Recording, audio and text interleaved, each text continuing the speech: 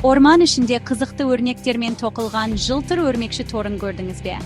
Немесе 8 аяғымен таңқаларлық жылдамдықпен және ептілікпен еденде жүгіріп жүрген өрмекшіні байқадыңыз ба? Көбінесе түсініксіз және қорқынышты болып көрінетін өрмекшілер таңғажайып күрделілік пен сұлулық жаратылыстары. Олардың көзімізге көрініп тұрған құпия әлемі, нәзік өрмек торынан бастап, кейбіреулерінде болатын күшті уға дейін таңғажайыптарға толы. Келіңіздер, осы қызықты әлемге үңіліп, осы таңғажайып бұнаяқтылардың құпияларын ашайық. Көпшілік ойлағандай, өрмекшілер жәндіктер емес. Олар шаяндарды, кенелерді және басқа да ұсақ жәндіктерді қамтитын арахнидтер деп аталатын топқа жатады. Өрмекшілерді ерекшелендіретін нәрсе, олардың бірегей сипаттамаларының үйлесімі, 8 аяқ, 2 дене сегменті, жібек тоқу қабілеті және әдетте улы азу тістер. Шашы бар алып тарантулалардан бастап, үлкен көздерімен секіретін кішкентай өрмекшілерге дейін, өрмекшілер әлемінің әртүрлілігі шынымен таң қалдырады. Бұл эссе сізді өрмекшілердің таңғажайып әлеміне саяхатқа алып барады. Біз өрмекшілердің әртүрлі түрлерін, экожүйедегі олардың маңызды рөлін және олардың ерекше аң аулау әдістері мен керемет бейімделулерін қоса алғанда, олардың қызықты мінез-құлқын зерттейміз. Сондай-ақ, біз өрмекшілерге қатысты мифтер мен қате түсініктерді тереңірек қарастырамыз, фактілерді ойдан бөліп аламыз. Көбінесе дұрыс түсінілмейтін бұл тіршілік иелерінің құпия әлеміне таң қалуға және тіршілік торындағы олардың маңыздылығын жаңаша түсінуге дайын болыңыз. Өрмекшілер әлемі таңғажайып алуан түрлі. Антарктидадан басқа барлық құрлықта 48 мыңнан астам белгілі түрі мекендейді. Өрмекшілердің бұл кең ауқымы таңғажайып өлшемдерді, пішіндерді, түстерді және мінез-құлықтарды көрсетеді. Кейбіреулері камуфляж шеберлері, айналасына ұқсап, басқалары ашық түстер мен өрнектерді көрсетеді. Бұл жыртқыштарды олардың уыттылығы туралы ескертеді. Өрмекшілердің ең танымал топтарының бірі. Әдетте бақтар мен ормандарды безендіретін үлкен дөңгелек торларымен танымал шар тоқушылар. Инженерияның тамаша туындылары болып табылатын, бұл күрделі тұзақтар ұшатын жәндіктерді ұстауға арналған. Содан кейін өз жемдерін аңдып, олардың жылдамдығы мен өткір көру қабілетіне сүйенетін жалғыз аңшылар, қасқыр өрмекшілері бар. Шар тоқушылардан айырмашылығы, қасқыр өрмекшілері тамақты ұстап алу үшін тор тоқымайды. Атауынан көрініп тұрғандай, секіретін өрмекшілер әсерлі секірулерімен танымал, көбінесе денесінің ұзындығынан бірнеше есе артық. Бұл епті аңшылардың ерекше көру қабілеті бар. Бұл оларға қашықтықты дәл бағалауға және күдікті жемдеріне секіруге мүмкіндік береді. Спектрдің екінші жағында біз топырақ пен жібектен жасалған топсалы есіктері бар индер салатын жасырыну шеберлері. Қақпан есікті, өрмекшілерді кездестіреміз. Олар шыдамдылық пен камуфляждалған кіреберістерінің астында тығылып, тым жақын келген күдікті жәндіктерге шабуыл жасауға дайын. Өлшемі небәрі бірнеше миллиметр болатын ең кішкентай ақша өрмекшісінен бастап, аяғының аралығы 1 футқа дейін жететін голиаф құсжегіш тарантуласына дейін, өрмекшілер патшалығындағы әртүрлілік олардың керемет бейімделулері мен эволюциялық жетістіктерінің дәлелі болып табылады. Әрбір түр өзінің бірегей сипаттамалары мен мінез-құлқымен экожүйеміздің нәзік тепе-теңдігін сақтауда маңызды рөл атқарады. Өрмекшілер өздерінің тіршілік ету үшін өте маңызды дағды. Жібек тоқу қабілетімен танымал. Беріктігі мен серпімділігімен танымал табиғи талшық, өрмекші жібегі, іштің артқы жағында орналасқан өрмек бездері деп аталатын мамандандырылған бездерден түзіледі. Жібек сұйықтық түрінде пайда болады, бірақ ауамен жанасқанда қатаяды, берік және жан-жақты материалға айналады. Барлық өрмекшілер жібек шығарса да, барлығы бірдей оны тор құру үшін пайдаланбайды. Кейбір түрлері, мысалы түкіретін өрмекшілер, жібекті қару ретінде пайдаланады. Жемдерін иммобилизациялау үшін жабысқақ, улы қоспаны атады. Басқалары, мысалы бола өрмекшілері, көбелектер мен басқа да жәндіктерді ұстап алу үшін балық аулау сызығына ұқсас, ұшында жабысқақ шарлары бар бір жіпті иліп қоятын ерекше аң аулау әдісін қолданады. Өрмекшілердің ерекшелігі болып табылатын эмблемалық шар, тәрізді торлар, олардың сәулет өнерінің айғағы болып табылады. Бұл торлар кездейсоқ жаратылыстар емес, Нақты үлгі бойынша мұқият дәлдікпен жасалған. Өрмекші алдымен құрылымдық тірек болатын берік, жабыспайтын жібек жіптерден жақтау жасайды. Содан кейін ол орталықтан сыртқа қарай сәулеленетін жабысқақ жібектің спиралін айналдырады. Онда өрмекші жиі аңдып жатады. Өрмекші торларының аң аулау құралы ретінде тиімділігі олардың тапқыр дизайнында жатыр. Жабысқақ жібек күдікті жәндіктерді ұстайды. Ал тор арқылы берілетін діріл өрмекшіні жемінің болуы туралы ескертеді. Бұл өрмекшіге белсенді аң аулаудың орнына торына түсіп қалған тамақты шыдамдылықпен күтіп, энергияны үнемдеуге мүмкіндік береді. 4-ші бөлім – өмір шеңбері. Өрмекшілердің экожүйедегі рөлі. Көбінесе қорқынышты жыртқыштар ретінде қабылданатын өрмекшілер біздің экожүйеміздің нәзік тепе-теңдігін сақтауда маңызды рөл атқарады. Негізінен жәндік қоректілер ретінде өрмекшілер табиғаттың зиянкестермен күресетін агенттері, егінге және бақтарға зиян келтіруі мүмкін жәндіктер популяциясын реттейді. Олардың ашқарақ тәбеті оларды жәндіктер санын бақылауда керемет тиімді етеді. Бұл бүкіл әлемдегі экожүйенің денсаулығы мен тұрақтылығына айтарлықтай үлес қосады.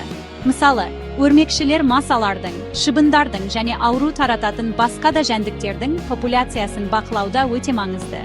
Безгек пен денге безгегі сияқты аурулардың таралуын азайту арқылы адам денсаулығын қорғайды. Ауыл шаруашылығында өрмекшілер табиғи пестицидтер рөлін атқарады. Дақылдарды зиянды жәндіктерден қорғайды және зиянды химиялық инсектицидтерге деген қажеттілікті азайтады.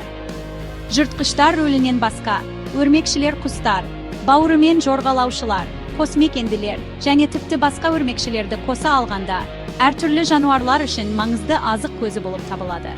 Олардың қоректік тізбекте болуы әртүрлі түрлерді қолдайды және олардың тіршілік ет орасының жалпы биоәртүрлілігіне ықпал етеді. Дегенмен, өрмекшілердің маңыздылығы олардың тікелей экологиялық үлесінен асып түседі. Ерекше қасиеттері бар олардың жібегі ғасырлар бойы ғалымдар мен инженерлерді шабыттандырып келеді. Өрмекші жібегін зерттеу медицинадан бастап аэроғарыштық инженерияға дейінгі әртүрлі салаларда қолданылатын жаңа материалдардың пайда болуына әкелді. 5-ші бөлім – аңыздар мен шындық. Өрмекшілер туралы мифтер мен қате түсініктерді ашу. Мифология мен фольклорда құпияға оранған және жиі қаскүнем тіршілік иелері ретінде бейнеленетін өрмекшілер бұрыннан қорқыныш пен түсініспеушіліктің нысаны болып келді. Дегенмен, осы таңғажайып буынаяқтыларды шын мәнінде пайдалы тіршілік иелері ретінде бағалау үшін фактілерді ойдан бөліп алу өте маңызды. Кең таралған қате түсініктердің бірі – барлық өрмекшілер адамдар үшін қауіпті. Барлық дерлік өрмекшілердің у бар екені рас болса да, түрлердің басым көпшілігінде адамдарға айтарлықтай зиян келтіру үшін тым әлсіз у бар. Шын мәнінде, бүкіл әлемде өрмекшілердің бірнеше түрі ғана медициналық тұрғыдан маңызды болып саналады. Яғни олардың шағуы денсаулыққа ауыр қауіп төндіруі мүмкін. Тағы бір миф – өрмекшілер агрессивті және адамдарды себепсіз шағып алуы мүмкін. Шын мәнінде, өрмекшілер әдетте ұялшақ және жасырын тіршілік иелері, қақтығыстардан аулақ болуды жөн көреді. Шағу әдетте өрмекшілер өздерін қауіпті сезінгенде немесе бұрышта қалғанда, көбінесе кездейсоқ пайда болады. Мысалы, өрмекші киімге немесе төсек орынға тығылғанда. Өрмекшілер адамдар ұйықтап жатқанда аузына кіріп кетеді деген сенім, тағы бір негізсіз қорқыныш. Өрмекшілер адамның тыныс алуына немесе дене қызуына тартылмайды. Және өрмекшінің ұйықтап жатқанда кездейсоқ біреудің аузына кіріп кетуі мүмкіндігі өте аз.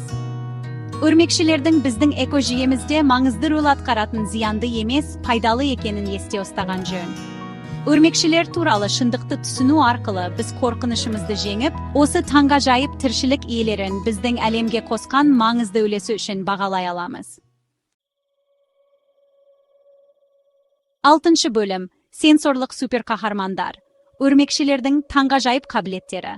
Өрмекшілер, кішкентай өлшемдеріне қарамастан, оларға әлемін шарлауға, жемдерін аулауға және жыртқыштардан таңқаларлық тиімділікпен жалтаруға мүмкіндік беретін керемет сенсорлық қабілеттер арсеналына ие. Олардың Sensorluk шеберлігі көптеген өрмекшілерде болатын 8 көзден әлде қайда асып түседі. Бұл оларды қоршаған ортаға өте бейімдейтін бейімделулер жиынтығын қамтиды. Көптеген өрмекші түрлерінде кездесетін ең қызықты сенсорлық бейімделулердің бірі олардың дірілді сезу қабілеті. Өрмекшілердің аяқтарында және денесінің басқа бөліктерінде орналасқан трихоботрия деп аталатын өте сезімтал түптері бар. Олар тіпті ең аз ауа ағындарын және дірілдерді анықтай алады. Бұл дірілдер ерте ескерту жүйесі сияқты әрекет етеді, өрмекшіні жақындап келе жатқан жем немесе жыртқыштардың болуы туралы ескертеді. Тор тоқитын өрмекшілерде бұл дірілге сезімталдық торларына түсіп қалған жәндіктердің күресін анықтау үшін өте маңызды. Өрмекші жібек жіптер арқылы берілетін дірілдің жиілігі мен қарқындылығына байланысты жемінің орналасқан жерін және мөлшерін дәл анықтай алады. Жаңа судан басқа, өрмекшілер иіс сезу немесе хеморецепцияға да сүйенеді. Олардың аяқтарында қоршаған ортадағы химиялық белгілерді, мысалы потенциалды жұптар шығаратын феромондарды, немесе жәндіктер жемі қалдырған иіс іздерін анықтауға мүмкіндік беретін мамандандырылған сенсорлық органдар бар. Олардың көру қабілеті әртүрлі өрмекші түрлерінде айтарлықтай ерекшеленсе де, кейбіреулері, мысалы секіретін өрмекшілер, ерекше көру қабілетіне ие. Секіретін өрмекшілердің 8 көзі бар.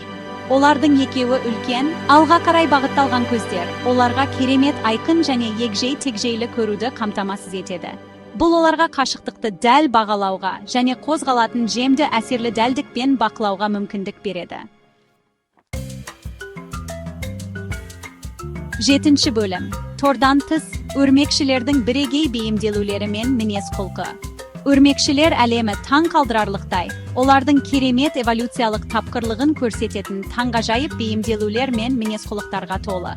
Жібек тоқу қабілеттерінен бастап улы азу тістеріне дейін, өрмекшілер әртүрлі тіршілік ету орталары мен экологиялық қуыстарда тіршілік ету үшін керемет құралдар жинағын жасады.